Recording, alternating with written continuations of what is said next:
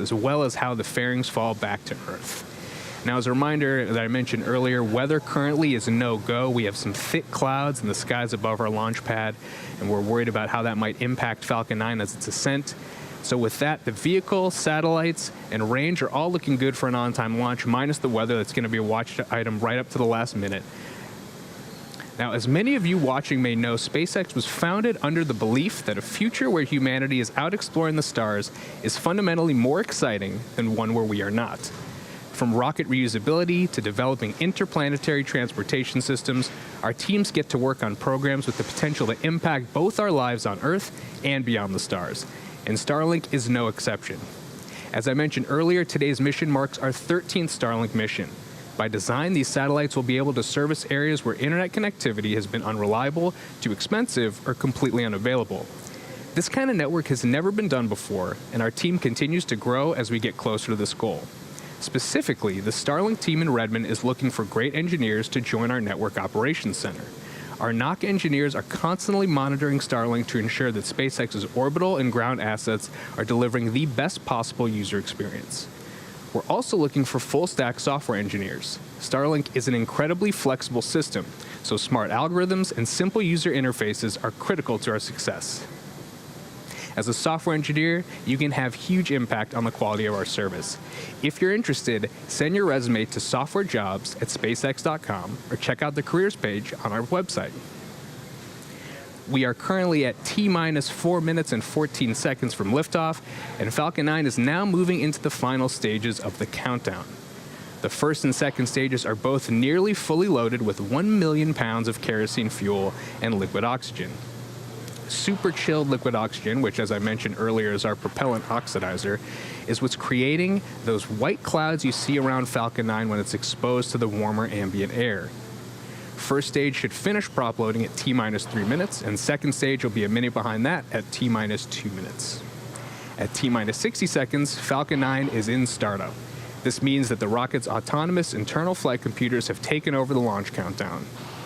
The Starlink payload continues to be healthy. The F9 team is tracking no issues on the rocket. Weather, again, still questionable and no-go, but the range is green for launch.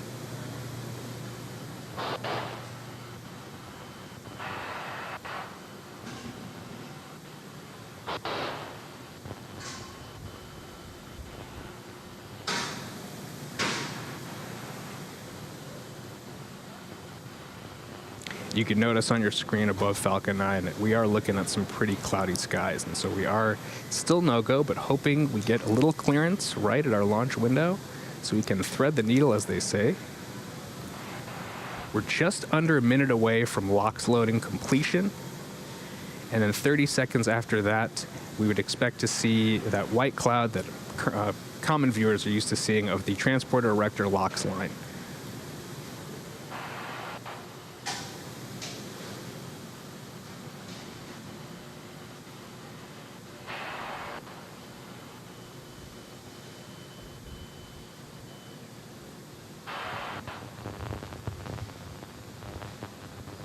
"20 seconds from now, we should complete LOX loading.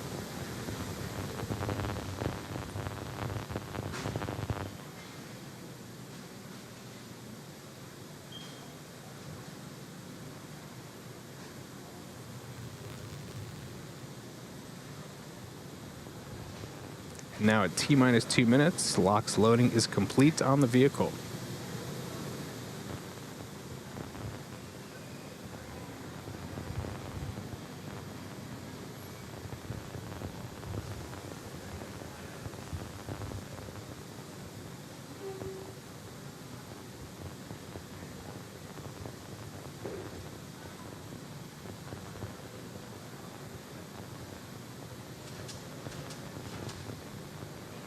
You can see the prominent white cloud venting from the transporter erector LOX line. Again, this is normal.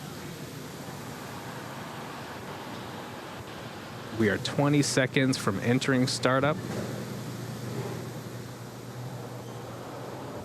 Again, as a reminder, and for folks just turning in, we are still no-go on weather for this launch.